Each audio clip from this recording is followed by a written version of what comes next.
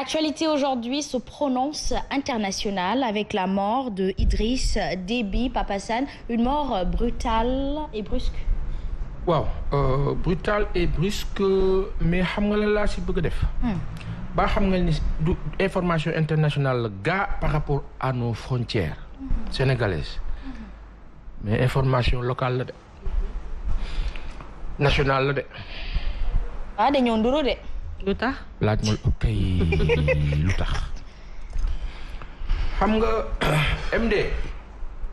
MD am na benn vidéo boo xam ni baa xullee say bagage yooyu daa ko gis xamee lan moo xew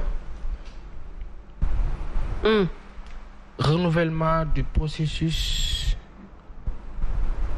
de néocolonialisme moo xew actuellement dégg nañu jàngat yi dégg nañu xalaat yi yëpp macha allah kan moo jàppale Idriss Déby mu daaneel Hissène Habré le 1er décembre 1990 kan la. Nasaraan si bleu blanc rouge. France bi Idriss Déby tollee ci 27e année au pouvoir le processus bi tàmbali. kilifa yi fi nekk Afrique yëpp gaañi bu ñu leen di waajal. dafa am ñaar ba ñett ñoo xam ne ñooy wax ñooñu bu ñu commencé wax rek fi mu ne nii président Macky Sall bu yow mu bàyyi xel bu baax ñooñu bu ñu commencé wax rek na waaj te ànd ak sénégalais yi mooy ndam keneen ku ko ci deful ci say dëkk ñàkk nga. lan moo xew à 27 ans au pouvoir RFI commencé def entretien exclusif Idriss Déby France 24. def entretien exclusif Idriss Déby ñu commencé waxtaan ca waxtaan ba ñu commencé naan ko le processus de démocratisation commencé naan ko Soxna Fall xasama yàlla. mais pas Assane. Ndiaye. Excusez-moi. On annonce également le décès du fils d'Idriss Déby. Il faut vérifier. Il faut vérifier l'info. loolu après ñu xool ko. ba moom tamit reyuñu ko ndax. On nous dit c'est un autre coup d'état hein. am na fu ñu jëm.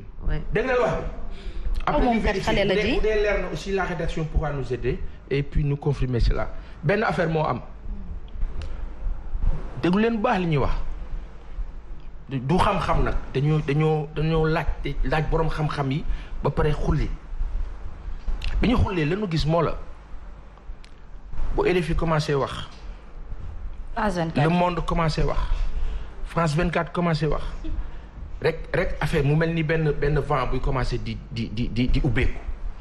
loolu mooy lan ca entretien bu mujj bi mu def ak France 24 ci 27e année bi li ñu waxtaane mooy vous êtes au pouvoir depuis autant d'années pourquoi vous ne pouvez pas aussi céder le pouvoir la réponse d'Idriss Déby MD vidéo bi bu dee jàppante na nga may ñu ko bu jàppandiwul c'est pas grave la réponse moo am solo mais monsieur, je vous dis tout de suite que le processus, c'est vous, monsieur. Dans l'entretien, Idriss Déby avoue que France, ñooy organisé. Mais monsieur, c'est vous. Maintenant, les populations, ce qu'elles veulent, nous aussi, nous voulons cela. Nous allons adhérer. Nangam. Carte qui commence à l'air. Loolu bu ko RFI defee wala France 24 defee xam nga lan la. mooy avant-gardiste yëglu mooy day mel ni avant-goût rek. ñu def benn pré-annonce nga xam ni que àdduna bi dañuy yëgal waa àdduna bi ni leen bon kii dafa war a dem mais ça tient sur 3 années sur 2 années sur 4 années boo amul dégg-dégg nag yow moom fa ñuy tere ak yow mooy fii ñu mujj rek amuñu kayit wala preuve buy wane ni loolu la de mais ci géostratégie mondiale. 5 heures du matin ma déglu RFI ma reetaan parce que li njëkk a ñëw seen xel ci seen rencontre ak seen waxtaan.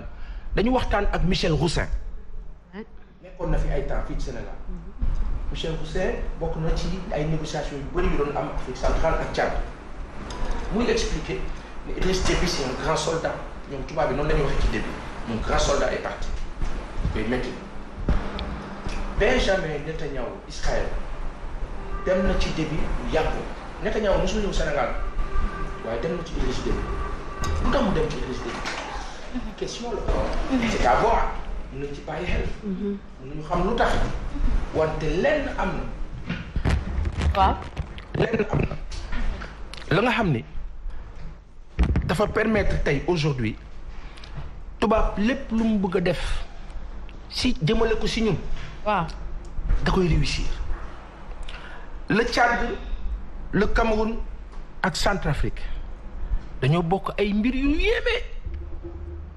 Idriss Déby en 30 ans de pouvoir fekkee na fa 5 présidents français François Hollande. Emmanuel Macron. Nicolas Sarkozy. François Mitterrand. ka newoon meelu Paris Jacques Chirac. 5. Kajales Cameroun Paul Biya. moom defe naa mu ngi ci 8 présidents. voyez un peu mais ku ci toog yaa ngi fa. nasaraan moo la fa baax. ci kàttanu borom bi. ñoom moom gouverner c'est prévoir moom continuité moom ñoo koy dund. ñoom ci seen organisation c'est sens de prévision boobu ngay wax. waaw tubaab day def de sorte que tant que waa jaa ngi gérer suñu business. mu ngi baax ci ñun. ku fi ñëw du ko sonal amul problème. on va pas le taxer d'être dictateur Paul Biya dañ koy jàppee rek bon voilà un président africain qui réside en Suisse. dëkk Suisse. Paul Biya dëkk Suisse. qui gouverne un peuple vous voyez un peu. mais loolu nasaraan moo ko bëggee noonu léegi comme africain ñoom yeewuñu ñun muusuñu bëgguñu dara. bëgg nañ dara ñu teewee ñu ni après lan moo xew. Idriss Déby dem na ba benn jëmi jamono. mu gis ni que dafa war a résister def face pour mën a gérer dëkkam. lii xew 27e année ba. ñu ne waa yaa ngi commencé di indi tànk bukki ñoo ko fi tegoon le 1er décembre 1990 mu nekk colonel nangu nguur gi ci Hissène Habré. Idriss Déby boobu moo fay daanaka toutes les charges du procès bi ñu organisé fii à Dakar. pour jàpp kii di Hissène Habré nangam. gis ngeen yàlla ni muy àttee. ca yàlla. moom dem na. loo bëgg a wax Asma. ci Papa Assane ci anam yi mu demee ak fi mu demee moo doy waar ba nga xam ne képp kuy njiit rek war nga cee bàyyi xel muy élection am na ñu prorose ni moom moo gagné moo am ndam suñu borom jëlee ko fi benn. ñaar moo di askanam. tubaab bi xëy na tu me diras moo ko tënk ba nga xamante ni defalul askanam li war. Vous avez vu les Tchadiens le pleurer? Ils sont là. Même ils sont apeurés, ils sont perdus. Ils sont contents presque. Parce que xam nga non li ñu dal metti. maanaam li tax mu metti mooy nasaraan dafa réussir ñaari affaire yu garaaw. daf ñu acculturer. waaw ba ñun ñu jàpp ni bu ñu làkku tubaab duñ dara. mooy première bêtise ñun bañ nañ ko ba sunu ay tur fi ne nii baala bind soxna Fall. soxna ça s'écrit ci phonétique wolof X. nasaraan ñoo gëm loolu ne la non KH nga ko war a bindee. nga bind ko X ñu ne la pas Assane non bind ko ni ko nit ñi mën a liiree. indépendance foofu lay tàmbalee. dëgg la moom. ban tubaab nga gis. français ñu ne la Ngom. wala mu ne la Ngom. yenn saa yi ñaane na wax ko ni nga koy waxee. Mbenge. on dirait Mbenge Mbenge. dëgg la wax Diop mu ne di yow. moom parce que moom culture am loolu la yow sa culture mu bàyyi loola ko dindi loola ko ñàkkal fayda say mbir ba yow tey dem nañ sax ba wolof boo ko bindee normal da ngay soof nit ñi. ñenn ñi booy wax wolof bu dëgër sax am na ci ñoo xam da nga leen di soof. gis ngeen loolu wala ñu ni ki dafa kaw-kawe. te indépendance foofu lay tàmbalee. dëgg la indépendance mooy authenticité. mooy xam sa bopp. fonk ko bëgg ko fi mu ne nii soxna Fall mii lenn rek tax ma naw ko. ba toogee dana xam le ñaar. dana xam ne cantakun la. waaw. dana xam ne Louga la dëkk. dëgg la. da am solo ci nit. loolu la ñuy identité ñun nag dañoo dem ba benn jëmi jamono. xool leen suñu kilifa yi ku ci tabaxul almadi pour yow tu n'existe pas. tekki yoo dara. te yow nga dëkk ginnaaw Njaxiraat wala ginnaaw Medina Yoro Fula nga war a dem foofu tabax fa pale bu toll ni àdduna. bilaay. nit ñi di la fa fekk tabaski. di fa ndam ak korité ak leneen. bu fekkee ni di nga baagante yoon boobu. yoon boobu di nga taxaw ci ñu defar ko. dëgg la. bu ko kilifa yëpp defee. sàggane seen bopp rek yoon yëpp dana baax. waaw léegi bu ñu jëlee ku mel ni Idriss Déby ñu ne dem na ci front ba pour xeexi pour mën a jàkkaarloog rebelle yi yéen ay rebelle gëm ngeen ne ay rebelle la. gëm ngeen ne ay rebelle la. dafa leerul sax gëm ngeen ne ay terroriste la. leerul sax ci li ñu wax. kan moo jiite G5 Sahel bi kan moo ko gàddu am ci force lool mel ni moo ko war a organiser. France. mais kan moo jiitu woon kan la délégué woon Idriss Déby. léegi lan moo indi Idriss Déby war a nekk benn nit boo xam ni subitement rek il disparaît lu tax muy disparaître subitement mais parce que simplement il a tourné le dos arrangé tu leen. nekkatul la bonne personne. il faut trouver une solution un rempart. mais Papa Assane gis nga tourner le dos boobu li lay war ni c'était un peu trop tard mooy que il n'a pas cherché l'amour de son peuple avant de tourner le dos et ça c'est très important et ça nous ramène à l'actualité même du pays qui est l'importance de la souveraineté qui reviendra toujours au peuple nasaraan si mën na la jox opportunité Papa Assane waaye sa askan moo lay jox doole. Hasma loolu c'est un constat pertinent que tu viens de faire. xaw ma fan nga ko jàngee wala fan la la dikkee. yaa ma tariloo wala yàlla moo la ko roof. yaa may tariloo non yàlla moo la ko roof c'est pertinent ku ci amul sa cofeelu dëkk waa dëkk moom bu ku wéeru ci tubaab yaakaar ne non il me protège mun naa gérer dëkk bi def lu ma neex yàqu nga parce que tubaab da lay utiliser pour benn moment. bu paree da lay liquider comme kayit. bilaay aka moo tax toujours ñu toog fii ñu ne président Macky Sall dañu war a taxaw ci waxuma ci ginnaawam de ci wetam.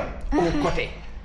dooleel ka jàppale ka mu am force mais sauf que loolu nasaraan xam lu muy def diviser pour mieux régner day ñëw fekk la sa biir dëkk mu gëm loolu jox la ay information ne la diw ak diw dañ lay xeex diw ak diw ak diw moo yor sa téléphone moo koy déglu moo xam lépp lu fay dox mooy contrôler nan ngeen mën a comprendre dëkk bu mel ni Mali ñu ne la tubaab yi ils ont des milliers de soldats 4000 5000 soldats au Mali ñu ne la tubaab bi am nañ logistique bu ne satellitaire ñu ne la tubaab bi am nañ drone mais en 11 ans tubaab mënul gis rebelle mënul gis terroriste biir Mali waaye ñooñu ñan lañu ba kenn mënu leen gis ay nit yu yore ay Toyota 800 Toyota ñoom la ñu wax ne ñooy rebelles yi 800 Toyota mën naa te armée française 800 Toyota mën naa te armée tchadienne mais ñooñu kan moo leen équipé ba ñu nekk une armée bu am équipement bu extraordinaire waaw léegi nag dafa am benn moment Idriss Déby mii dafa ubbeeku xam nga fan xulil ca Poutine Poutine dafa commencé ubbeeku di may Poutine doole et ku ubbeeku di commencé ubbeeku mu mel ni intéressement vers la Russie sache que y a monsieur qui est là qui regarde et qui te liquide moo tax Hasma ay waay mbay le Tchad le Cameroun ba Congo mais ca diggante ba dafa am benn dëkk bu fa nekk bu ñoo wax Centrafrique ay waay Papa Assane sama dëkk ba samay dëkki maam ah non mais je vous dis mon grand-père était exploiteur de diamants c'est ce qu'on dit Papa Assane oui exploitant oui non da doon dem di comme ñii dem nekk Sabadola di gas or oui chercheur loolu la fa nekk gis nga li fa nekk ci diamant li fa nekk ci or li fa nekk ci pétrole li fa nekk sax ci zircon Pape Assane la richesse qui est en Centrafrique. am na fii de ñoom dañ ko exploiter xëy na mu am lu mu jëriñ rek. mais gis nga Centrafrique. et surtout nous on a la chance peut-être le Sénégal aujourd'hui de am géej mu nekkaat beneen richesse mais Centrafrique dort sur justement autant de fortune qui peut même relever l'Afrique mais gis ngeen français yi man li ma leen di wax ni c'est un témoignage et je prends en témoin madame la ministre conseiller du président Touadéra actuellement qui est une tante à moi moom dafa ne bi mu nekkee woon préfet Pape Assane da doon dem di gis ne ni nasaraan si day ñëw wax ak soxna xiif na fexe na ba xiifal ma léegi day naan demal ca baar sàngam nga sànni fa lacrymogène mu explosé bu explosé ñu daw tuumaal Germaine léegi man ak Germaine nag ñuy xeex.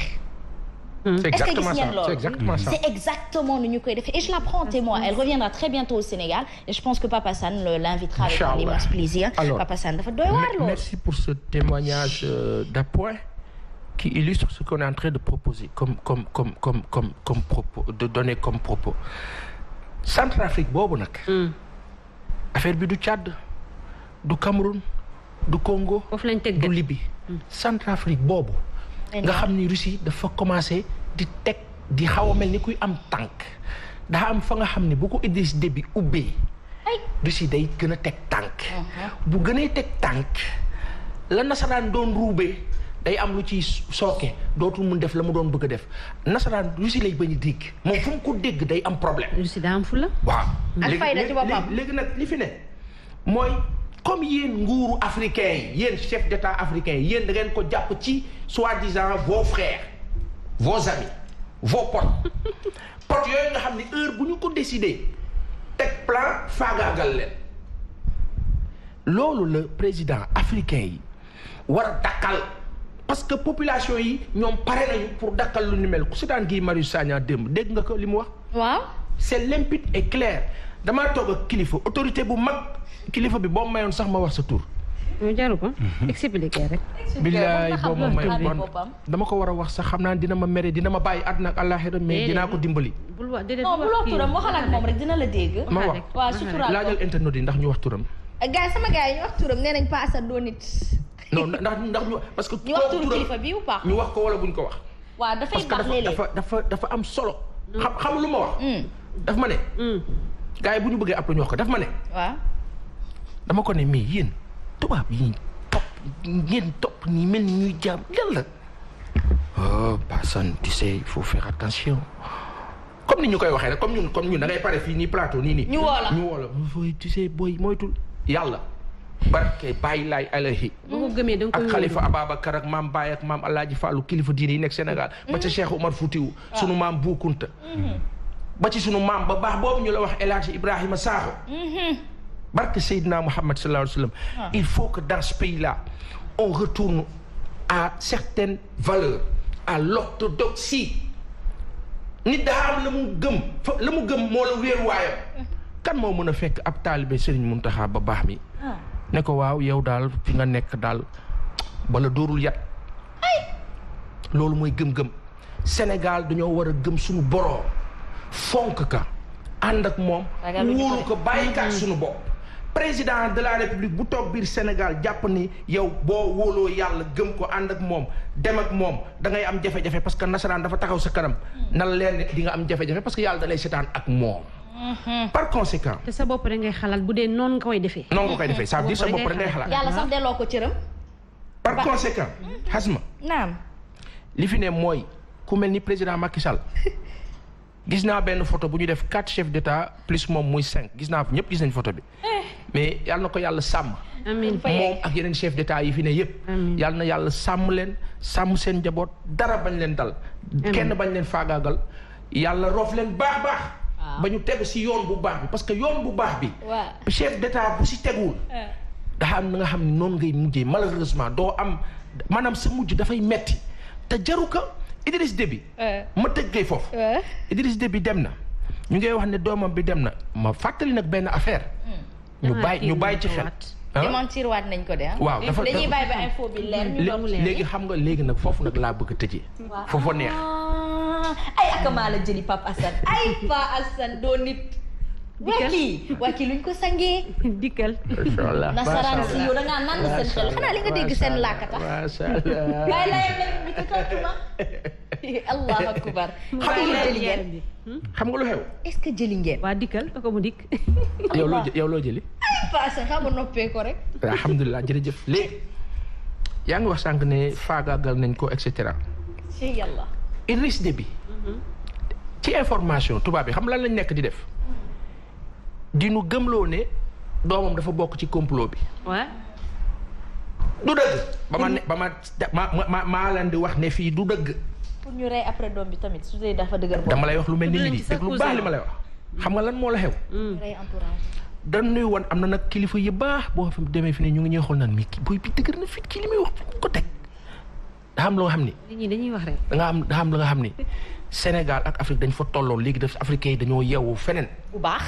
xam li xew te nag France mën nañu def attention ci benn affaire ñu ngi continuer di def seeni mbir xam nga lan mooy xew dañuy xëy bis France yëpp nekk der bu ñuul métissage bi day dem ba am doole. waaye yow maa la ko wax.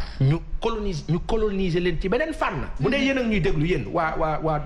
jël seen ay doom jur ak ñoom. waaw ba mu seen réew. toog fa ba président bu ñuul jiite leen. ay waay mais regardez avec les équipes nationales de la France. waaw ci catégorie yëpp. waaw parce que comme France Afrique bi la ñuy dund. foofu la Marine Le Pen di waxee. waaw moom da koo dégg. da koo xam moo tax choix la nag. soit vous nous laissez en paix. ñu seq partenariat. wala vous continuez votre processus amul problème. waaye ñun daanu fa juraat moom seen dëkk. libéré africain loolu luy ñëw la ca kanam. dama bëgg a wax rek benn affaire ma tëjee ko. xas ma yow Germaine soxna ak monsieur Ndiaye. ak kilifa yi ñu seetaan ak ñi ñu seetaan. daa am la nga xam ne Guy Marius mu ngi kaa wax te dëgg la. nit boo nangoo ñu def la jaam nga doon jaam. président Abdoulaye dem na ba jële fi armée française te dara ñaaw. dëgg la caanam yi mu gën a rafetee. ba jàppee sa bopp chocolat rek ñu def la chocolat. Idriss Déby dafa dem ba benn moment mu ne damay fippu pour réorganiser la chose qu'est-ce qui s'est passé. la Libye ngeen désarçonné ko kan moo ko def Nicolas Sarkozy jaxase ko yàqate ko daal di ñëw ne Maliens yi gis ngeen de jihadistes yi ñu ngi ñëw terroristes yi ce qui est archi faux. Boko Haram ñan la ku leen di jaay arme kuy jaay arme Boko Haram France waaw léegi loolu yëpp nan la ko sunu dëkk yi mën a gisee moo tax nag damay tëjee fenn sunu kilifa diine yi nga xam ne yéen am ngeen per waaw guerre fa mu méttee ngeen gàddu seen per yàlla def ci sutura te yàlla di ñaan leen ma may leen kilifa diine yi ñaan leen pour Sénégal ak sénégalais yi ak képp ka mën képp ka nga xam ne ngay julli moo xam nga nekk chrétien moo xam nga nekk yahud juif moo xam nga nekk jullit les 3 religions révélées bu ñu nekkee fii Sénégal ka ci mën ñaanal yàlla muccal ñu ci borom pexe yu bon yi nga xam ni seen plan day dem ba ci ma rappelé ko ndox mi ñoo naan fii gis nga bu ñu demee ba nar leen të seen ndox la ñuy naan de ma wax ko fii boobu moo ko waxee nag ñu naan ma li nga wax foo ko teg Sen'Eau appartient au groupe Suez. Le groupe Suez est dirigé par Bertrand Camus. Bertrand Camus gère les intérêts de. Par conséquent ñun Sénégal sunu indépendance mu ngi nekk ci di bind sunu tur selon sunu làkk di wax sunu tur selon sunu ay mbir. te ça commence par les médias que les médias écrivent la phonétique wala que nit ñi sol li ñuy produire di sol li ñuy produire moom suñu nit dafa moom boppam. te gis nga Passane li nga wax noonu dañu koy ànd ak yow léegi président Macky Sall jamono ji xam ngeen jamono rëcc la ci moom. nañ ko jàppale. nañu ko jàppale moom mu jàppale ñu jàppale boppam moom mu jàppale ñu. ba pare jàppale boppam. te man dama am envie ñu taxawu ko ndamam mooy suñu ndam. xoolal soxna. fii rek la mën a nañ ko rëccee taxawu président.